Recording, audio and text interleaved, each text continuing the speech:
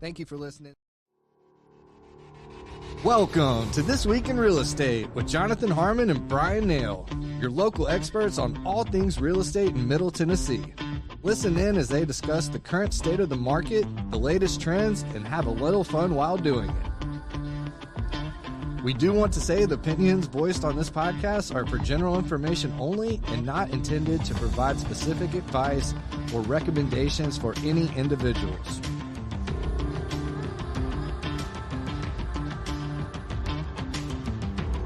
All right, y'all, we're back.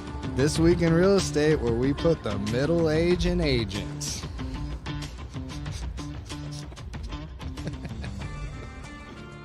Oh, shit. There you go. Sorry. It's always a treat to hear what they're going to come up with. And I think doing something goofy like this was my bright idea, but I put it on Missy's shoulders. And so far, so good. You made this bed. Now we both have to sleep in it. You know what? We can cuddle. It'll be okay. Yeah. Yeah, we'll take turns. Big spoon, little spoon. It'll be all right. Equal opportunity. I did like fine in finance, though. That was... I mean, that's the one that I suggested, but anyway, that's all right. I dig it. This is fun.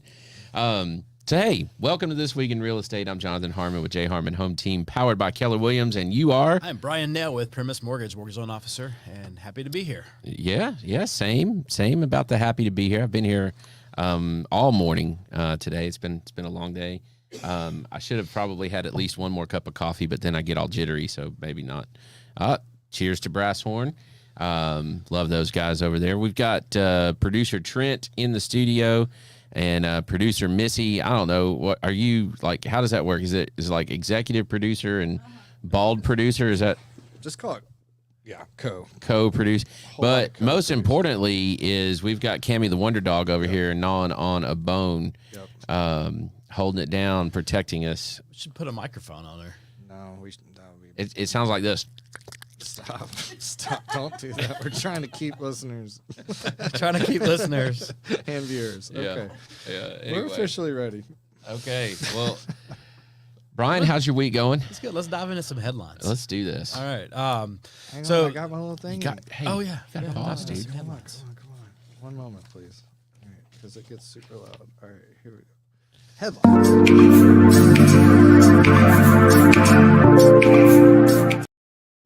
All right, on you. Headlines. All right, so big week, big day yesterday. Treasuries opened up, and they broke through a ceiling. There had been a ceiling that had kind of been established at 4.32%. They broke through that, but then the JOLTS report came out and it kind of calmed things down because it hit expectations. So while yesterday morning, Monday was a rough day for mortgage rates, and Tuesday looks like it was going to be a lot of the same, because you got to remember the market had like a 3.5 day weekend because everything closed at noon on Thursday and then took Good Friday off. So there was a lot of catching up to do on Monday. It made rates go up a little bit. And then and then it looked like it was going to be more of the same. They broke through that ceiling at 4.32%, but then JOLTS calmed everything back down, and it was kind of back to even yesterday. What is JOLTS? I don't know that term. That's a technical question that I'm not going to sit here and answer. It's something to do with job openings. I don't know what the LTS stands for. Okay, yeah. Gotcha.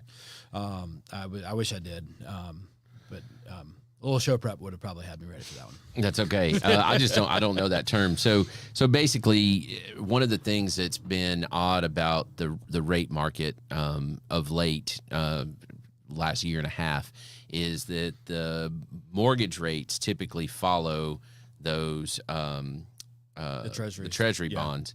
And that's not been the case for, we're probably pushing 2 years now, right? They're following them. It's just that there's a wider spread than normal. That's what I mean. Yeah. So there's a historical gap there, and about 2%. We're wider than that. We've been running at about 3%. So if you're looking at this and thinking, okay, well, what does treasuries at 4.32% mean? It means historically mortgage rates should be about 6.3%. 6.45, somewhere in that range, maybe even a little bit lower if it's tracking a little bit lower than that 2% spread.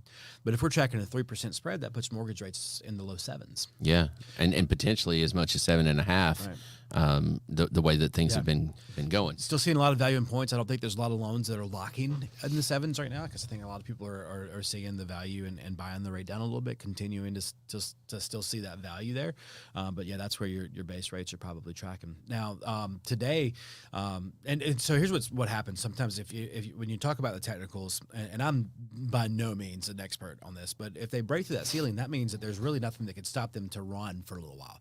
And so if treasuries break through that ceiling and they run for a little while, then that could be ugly, right? So it's not right. It's possible we could hit 8. They're going to find that next level of ceiling. Now, the fact that the JOLTS report hit expectations and that kind of calmed things down is a positive sign. But really, with having broke through that ceiling, we're going to need some continued good news to kind of establish that new ceiling, maybe just slightly over that 4.32%. The ADP jobs report today didn't help that. It came in at 184,000 jobs versus 148,000 estimate. And these are jobs added. Right, and so the rates aren't loving that today. So and this really all goes back to what we've been talking about this whole time, is that depending on what your perspective is, good news versus bad news, right? So is it good news that we added 184,000 jobs last month versus 148? Well, yeah, if you're looking for a job.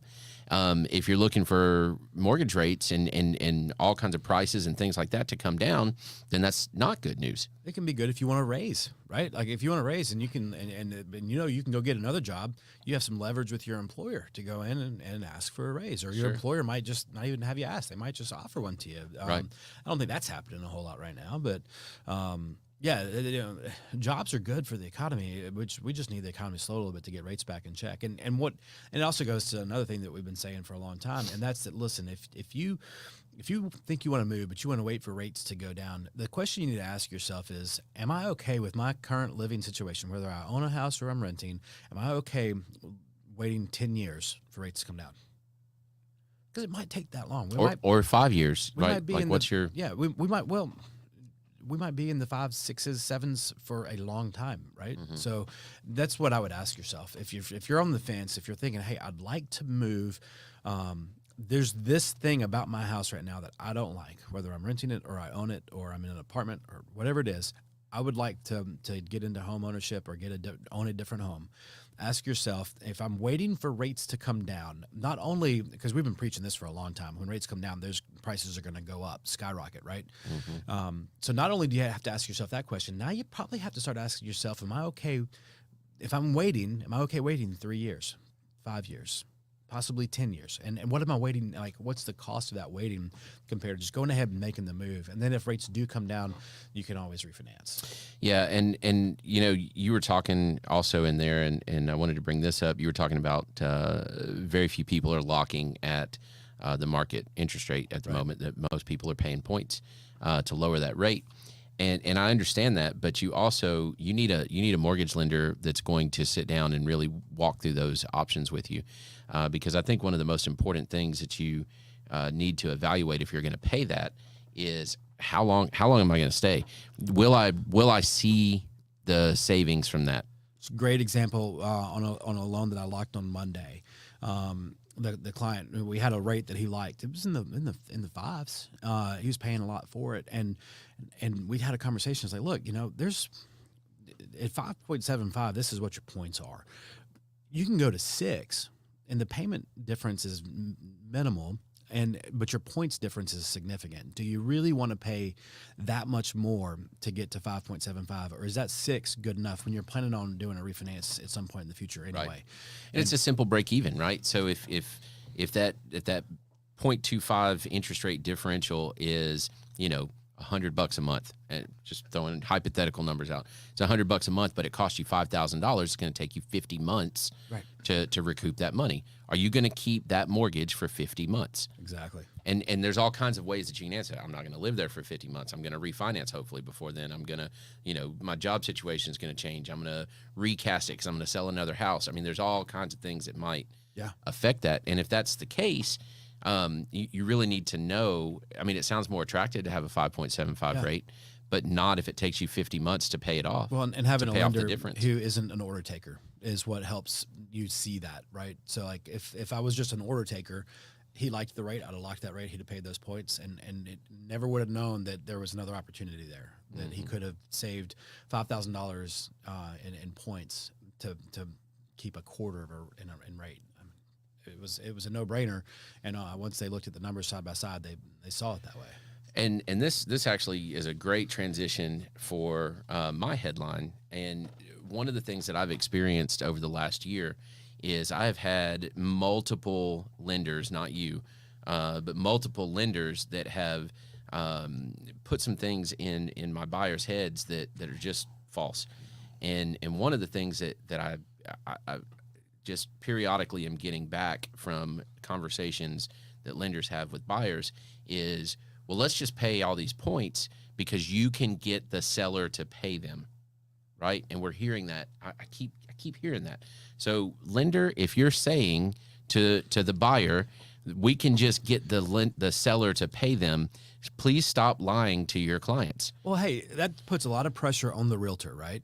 For one, and for two, is that the best use of the seller's money? So maybe you get a seller credit, but like, hey, money's money, dollars are dollars, and whether they're going towards points or going towards other closing costs, it's a savings. So like that money it's still costing that client that money, because that's $6,000 you negotiated in credits. It might make more sense for that to be closing costs and title, and keep that money. It helps them keep a little bit of money in the bank. That's right. And so the difference there, if I get $6,000 in closing costs, and that covers 80% of their loan closing costs, and they don't pay any points with that, and then we go back to the example where a quarter of a point cost several $1,000s to acquire, maybe they don't need that. Yeah. And the other thing is, and this is why I said it was a good transition, I'm looking right now, and you were talking about when rates finally drop, we're going to see spikes in prices, and we're going to see pent up demand. Well, I'm going to tell you, prices are still going up now. Yeah. Without rates dropping. Yeah. So, and if prices are going up now, then guess what else is happening? Is it's getting harder to negotiate. If people are willing to drive those prices up, then they're also less willing to give you that closing cost concession. Yeah. Now, I'm not saying it's impossible, because a big chunk of our market is new construction, and new construction is going to keep driving prices up because they can, and they're going to offer incentives for some of those things. It does some different things. But on the resale side of things, if prices are going up and I've got enough demand, I mean, I've had 3 multiple offers in the last, 4 weeks. Yeah. Right. Well, guess what doesn't happen in a multiple offer scenario?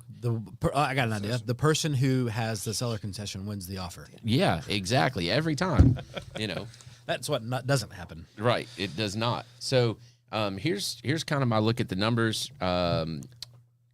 Let's go March to March. So March of last year to March of this year.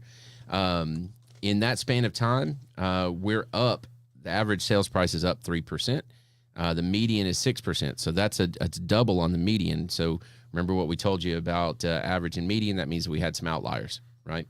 Average list price is up 11%, which is crazy. So and what's really interesting, this is for Rutherford County. The average sale price is hitting $474, but the average list price is $601. Remember, these are averages, so that is not the $601 house is selling for $474. What this actually tells us is there's a whole lot of houses coming on the market in that $5,000 to say $8,000 or $800,000 range, $500,000, $800,000, but they're sitting a little bit longer, right? But the houses that are selling quickly, that average sales price is hitting at $474. So if you're below, say, $450, it's moving, and it is. Your days on market are going to be still under a week. Months of supply is up 28% at just over 2.5 months of supply. And our, list to close days on market is down quite a bit, 15% at 86. So list to contracts at about 39. And again, that's skewed by some of those outliers. That's a lot of the upper price point homes. Also, note that with the market being dominated at this point by new construction, there's all kinds of different practices as to when new construction homes are listed. So different builders have a different philosophy on this. So one builder might scrape the ground, put a foundation in, frame it, and that's when they list it, right? So you could still potentially come in, choose paint colors, whatever, right? Others, they're not putting it on the market until, they're a week or two away from being able to hand the keys over. And so it's just a difference in kind of the philosophy of what they want to put on the market. Point being that those days on market can be skewed, because if that house is just in framing and that's it, it's not really ready to be sold. And they're just kind of like, it's almost like a coming soon in a way, right? Right. And again, this is a wonky market because it's completely dominated by these new construction practices at this point. We're well over half of our market is new construction, and it just changes the way that we have to look at things. There's practices, and they get hidden if we're, the normal 2/3 of our market is resale. It hides some of those practices that new construction does. Yeah. In this market, it accentuates it. It's pretty interesting. Comparing essentially March to February, prices have actually gone down. So that March to March includes a 2% drop in prices from February to March. You think about weather, you think about all kinds of other things that happened during that time frame, and prices have actually gone down. Plus, rates have basically stabilized in that lower 7 point. And we've seen this in all the cycles that we've had over the last 2 years. Rates are hitting in the 7s, activity drops, right?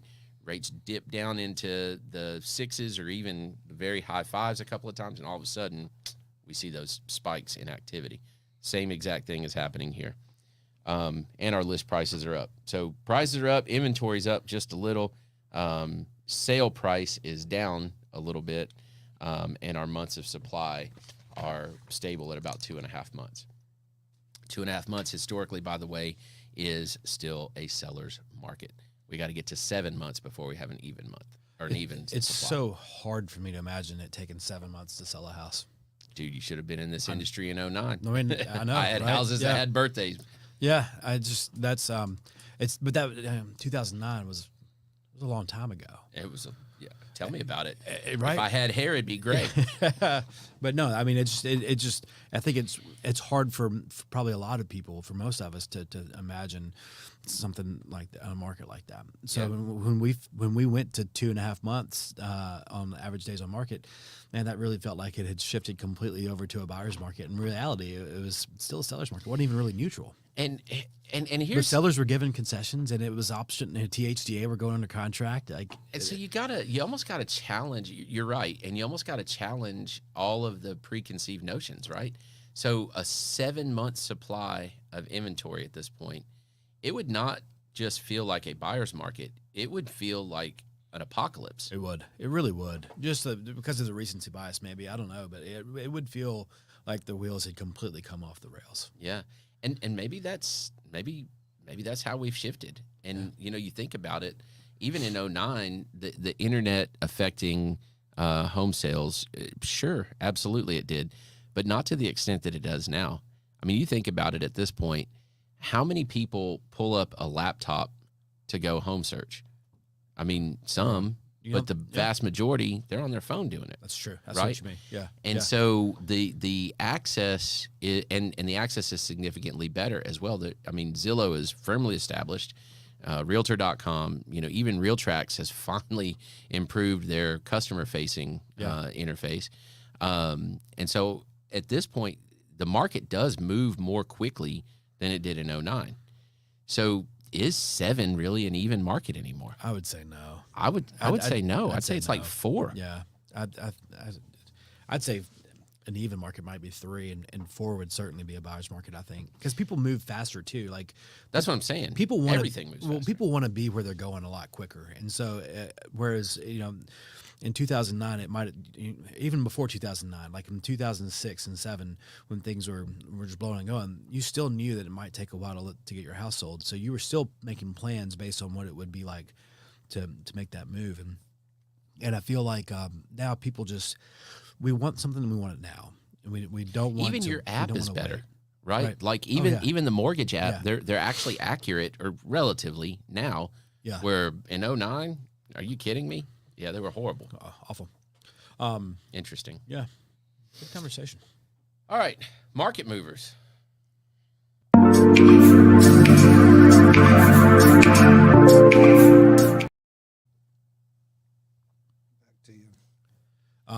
So Missy, our co-producer, co-executive producer extraordinaire, flash that back up for me. Job openings and labor turnover survey. JOLTS. Oh, okay. Hey, thank you. I was Job like, openings and context, labor please, but turnover survey. And the survey says 184,000 jobs versus 148 estimate. So I was the client that we ended up locking on Monday that I was mentioning earlier. I told him like this is a volatile week, and volatile sometimes mean like look at the volatility that we saw just in mortgage rates yesterday. They started out down here, and by the end of the day, they'd kind of gotten back to the level. Now they're back down here a little bit, right? So like you're gonna see. You're gonna see. Right? Yeah, that's right. Okay. You're gonna see a lot of like when we say it's a volatile market, it doesn't necessarily mean that it's all just gonna go up. It means that there's gonna be a lot of this. Yeah. And so, today we had the job openings and labor statistics survey. Labor turnover survey. I'm going to get that down. Today we had ADP, and then tomorrow we've got jobless claims. Friday we have non-farm payrolls and unemployment rate. Non-farm payrolls are forecasted for 200,000. Unemployment rates forecasted at 3.9%, and so that's going to conclude this crazy week where 4 out of the 5 days we have major market moving news. Next week's a little bit calmer, especially at the start of the week. Really, nothing's going to happen until Wednesday when we get the next consumer price index. So, next week there's actually no big reports coming on Monday. No reports really at all on Monday. Tuesday's a very quiet day, and then that consumer price index on Wednesday has potential to really shake things up in either direction. I have a question, and this just occurred to me. Thinking back and just my own view on history, do you think we have access to too much information? And here's what I mean by that is it seems like just listening to your market movers and your headlines and knowing you and knowing anybody in this industry, it seems like every single thing is a big deal. Yeah. Do you know what I mean? And so, but the cynical side of me says it's really not a big deal, but everything can become a big deal in order for us to grab headlines, in order for us to, garner market share, in order for us to bump prices up. I mean, like an oil refinery in, wherever shuts half of it down for a week because they have to mop the floors extra, and all of a sudden gas prices go up by, 30 cents. I think those things happened. I mean, you have to remember these reports aren't new; they've been around for years. And people managing hedge funds and the Wall Street insiders, those folks have been paying attention to these data points for a long time. If anything, maybe it's that your average consumer has the opportunity to see the same stuff. But were rates this volatile? Mortgage rates were rates this volatile? It seems like they're always volatile. Now it does, but I think that the invisible hand has always been there, and so I think so. I would say yes, maybe a little bit more so now than if you look at the volatility index. That'd be an interesting thing to look at, going back in time, historically looking at volatility indexes. But I mean, we're talking now where it's changing damn near hourly. Well, I think that's how. Certainly going back to 2008 and 2009, I think that was happening. But it wasn't in 2000 because it couldn't. Because of the speed of things, the speed of the transactions, you had to turn in a ticket, take it down to somebody on Wall Street and the desk, and they had to call it in. And so now with electronics, that's maybe more of the reason why you have so much of the volatility. They're so quick. Things are so quick to change. Gas prices, oil prices, mortgage rates, whatever it might be. Maybe more because of like the E-Trade day trader that can just click a button and make a purchase of a stock or an index. And I think that the speed that things can happen makes it easier to compound the effect of what ultimately is a smaller headline. Right. So this is not a really, and I'm not saying any of these in particular. This is not really a big market mover. This one that's coming up next week is a huge market mover, but this one comes out and it doesn't hit exactly what we thought it would, and all of a sudden we're Well, and what we're all doing here is we're anticipating how this is going to make the Fed inform their decisions. Like we're anticipating, like don't anytime somebody says, well, I heard that the Fed's going to drop rates starting this summer. Well, so has the rest of the world. And so, that's being priced in right now. And then if now what we're starting to see is there's more and more doubt on how soon the Fed's going to be able to start cutting rates. And so that's what's every report that comes out that's strong for the economy, strong for jobs, strong for, inflation numbers are higher. Those are all things that are giving people doubt as to when the Federal Reserve is actually going to start cutting rates. And so those are the reasons that these the treasuries are going up and that the mortgage-backed securities are moving in the direction that they're moving. Interesting. Okay, as far as market movers for me, welcome to Middle Tennessee. It's the weather, baby. I mean, my goodness. I'm watching the news yesterday, and it's like, we're going to have thunderstorms and tornadoes, and we're going to have snow flurries by Thursday on the plateau. I'm like, what? All 4 seasons in 72 hours. Yeah. So, that's the kind of stuff that keeps people, I mean, practically speaking, it keeps people from looking at houses. They don't look at houses. They don't write offers, that kind of thing. So we get through that. We get into later April and certainly into May, and all of a sudden people are at it. Yep. I think we've got a shiny penny coming up. I hope so. I love shiny pennies. Give me some good news.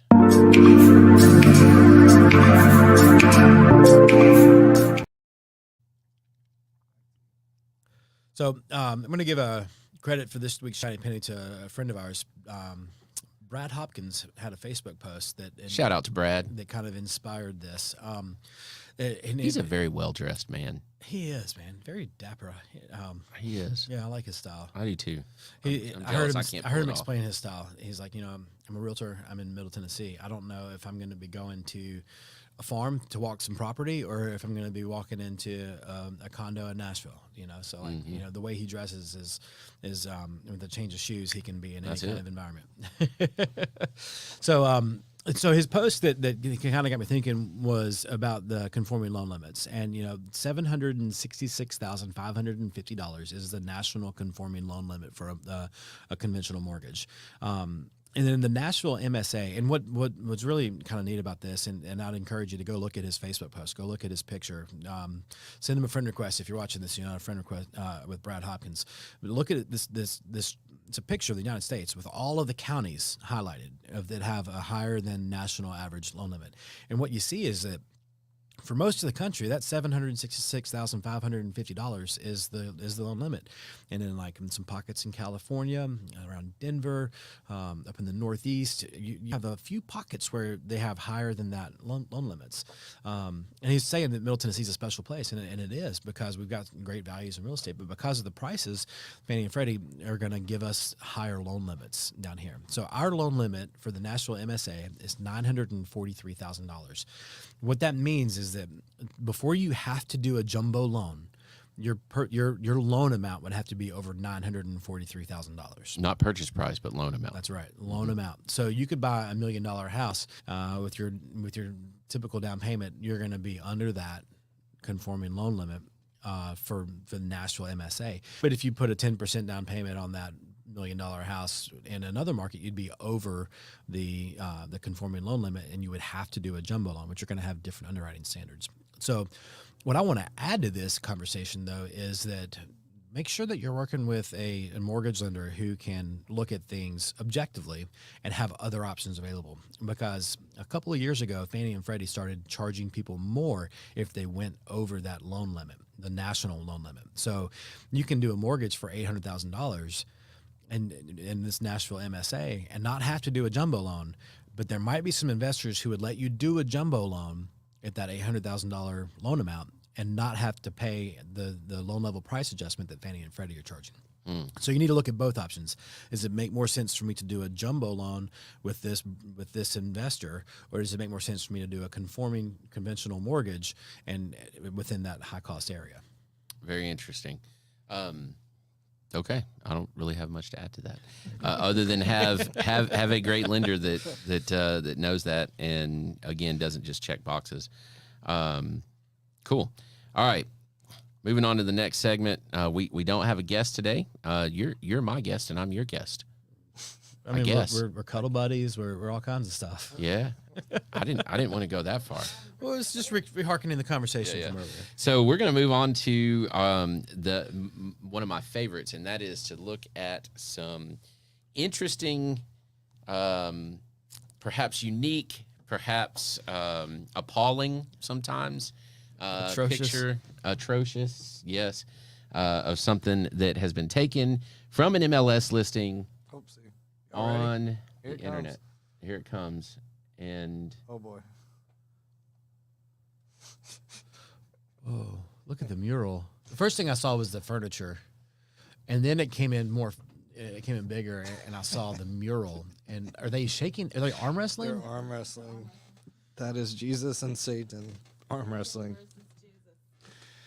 Arm wrestling. Perfect mural for a living. So I'm going to pick this thing apart because there's several things that I see here. One, it looks like they armor-alled their red leather furniture. That is the shiniest. At first, I thought it was like vinyl, like sexy time vinyl. They went to the auto O'Reilly's and got this stuff, and they've armor-alled the crap out of that.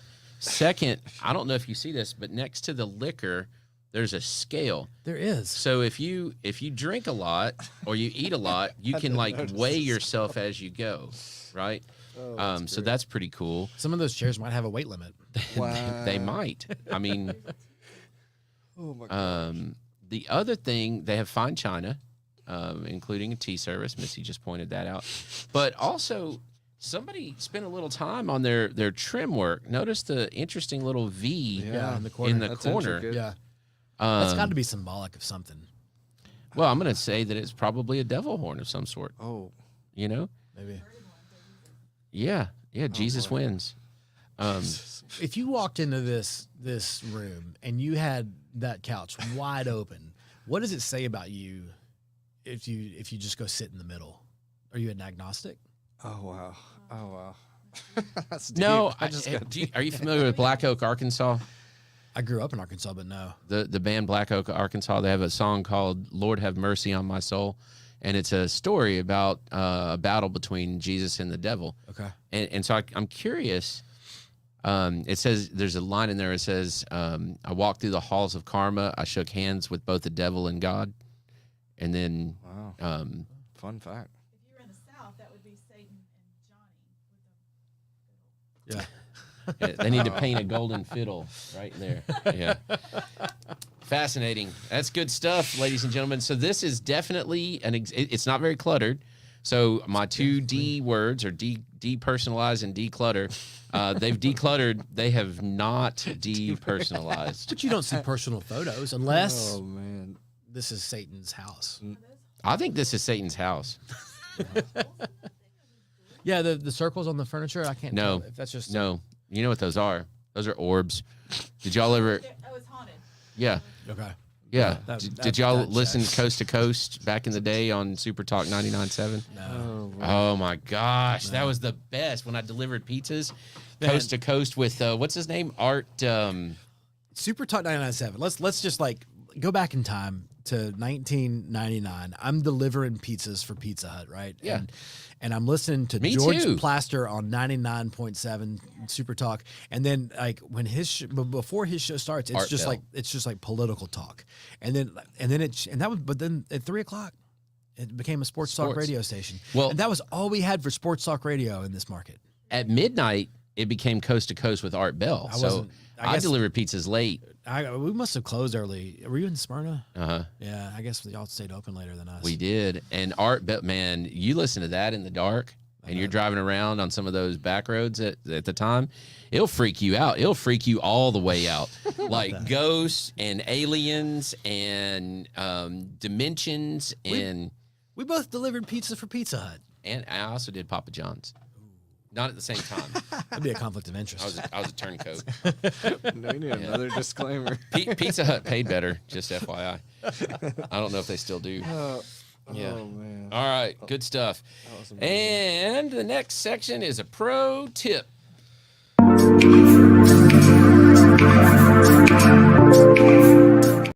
Thing. Back to you. There we go. There you go. Oh, I jumped the gun there. I Yeah, wonder you if they did. can hear me. Yeah. They couldn't. 1031 exchanges. I think that's something that we should throw out there. If you own investment property and you'd like to move on from that piece of real estate, Jonathan, you can probably talk a little bit more about 1031 exchanges than I can here, but there's some tax advantages, and I love doing pro tips about the tax themed stuff up until April 15th. And then we don't have to talk about taxes again for a little while.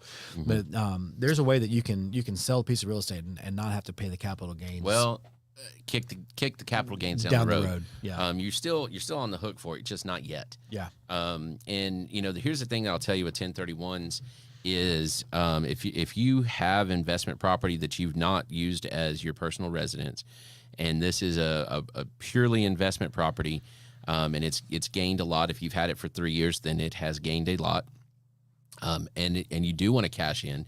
Maybe you feel like it's maximized. Maybe there's something more attractive. Maybe you want to shift your portfolio. Maybe you just like to buy and sell, then I would encourage you to engage with a real estate agent that has dealt with those, because there are some deadlines, some time frames that are involved that, you pretty much have to do it within that time frame or you lose that benefit. Definitely engage with your CPA. And then further, there are a handful of title companies that have folks on staff that specialize in 1031 exchanges. You're absolutely going to want to have one of those on your side. From day one, because I know enough. Really, about day them, zero. Yeah, to know like the money can never even come to you. It has to be held by an intermediary. Like you can't. It's very particular how you have to do a 1031 exchange. But here's the thing with a 1031, the benefit to that is, Bryan said that you don't have to pay the capital gains tax. And the reality of it is that you're on the hook for it at some point, unless you die. Yeah. And here's what I mean by that is if you're working on building out your investment portfolio and you keep kicking it down the road, and you roll it to the next property and maybe roll it to the next two properties, whatever, and you keep doing that. And then at some point you're going to die. It's going to happen. Your heirs inherit those properties at stepped up tax basis, which means that they take over the ownership of that property at the value at the moment that you died, right? And so you'd have somebody evaluate that. They would say, okay, your dad bought it at whatever, but now it's worth this. That is where you start. And all of a sudden, all of that tax burden that had been kicked all the way down the road, it's toast. Yeah, it goes away. And so it's definitely something for legacy building, or if there's a specific reason that you want to, defer that payment to the next time, whatever. There's certainly some benefits to that. So engage somebody that really knows that, and then come and talk to me, and I'll make sure that you meet all your deadlines.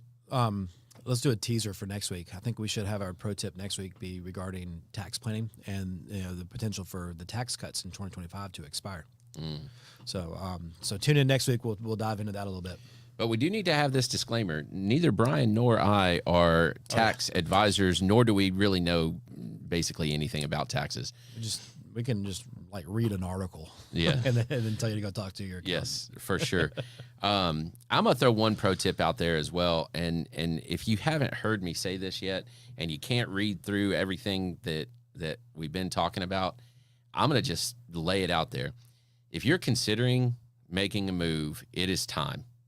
If you have the means to do it, you need to go ahead and do it. And this is not sensationalism. This is not, desperation breath. I love that term. This is my advice to you. Rates are where they are. If you can afford where that rate is, you can look forward to refinancing it at some point. But we're not going to see prices drop. You're just not. That hasn't happened yet. It's not going to. And if it does, it's going to be like this, and then it's just going to be volatility. But meantime, you're just not going to have a better time at some point in the future to purchase. So if you're gonna buy, let's go. Let's get her done. All right, last thing, closing remarks. Man, it's been a good episode. You just did it. Got anything else? I was about to say, I feel like you just did that. Yeah. What? Just because I can't help but do this. What are some cool things going on this week in Rutherford County that we need to know about? Anybody got something like that? Cedar Glade Brews has their first pints and plants. So if you like potting plants, Evans Plant Farm will be here at CGB, and it costs us $30, and you get the pot, the dirt, the plants. You get to hang out for a little bit, so that'll be fun. There's still a couple of seats available for that. Blues Jam tonight. Oh yeah. If you like music, if you like live music, If you play music, even if you're not very good, I'm going to tell you, there is not better music on a Wednesday night in Rutherford County than our monthly Blues Jam. There's just not. Yeah, it's great. I mean, these guys can play, and then it's always fun to watch somebody pull their guitar out of the case and just walk up and get up there with them and start jamming. Or harmonica, or saxophone, Yeah. or Yeah. we've had all of that. Trumpets, trombones, Come out and bass, play. Like the big bass. Just stand up. Yeah, bring out your instrument. Come and play. Or just sing. We've had a few people just walk up, and it's way better than karaoke, y'all. Yeah. Way better. I'll give a shout out to our domestic violence sexual assault center, our buddy Erica Downing. They have a Show Your Till event tomorrow at the View at the Fountains. It's a fundraiser for our local group here, and it's at 11:30. So delicious lunch, and come in and help raise funds for that great group. Yeah, they're awesome over there. They're doing some serious work for our community. Trent, you got anything? I don't. You got any new shows? We got some coming down the line, but not just yet. Nothing you can tease us with or anything? Trying to think. Not officially. Not official. Huh? Oh, the Beer Cast. Duh. Beer Cast. Hello. Yeah, Beer yeah. Cast. Murfreesboro Beer Cast has been awesome. That's gonna be out later today or Yep. tomorrow. Good stuff.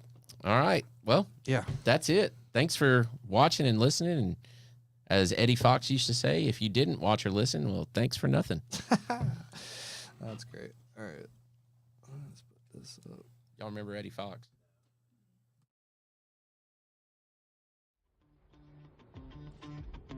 Thank you for listening to another episode of This Week in Real Estate with Jonathan Harmon and Bryan Nale, your go-to resource for all things real estate in Middle Tennessee. Be sure to like, share, follow, subscribe, and leave us a 5-star review. We will see y'all on the next one. Now for the nitty-gritty. Primis Mortgage Company is a subsidiary of Primis Bank, a member FDIC. Primis Mortgage NMLS number 1894879, BK number 1042893, ML number 1894879. As always, all loans are subject to credit approval and product guidelines. Equal housing lender.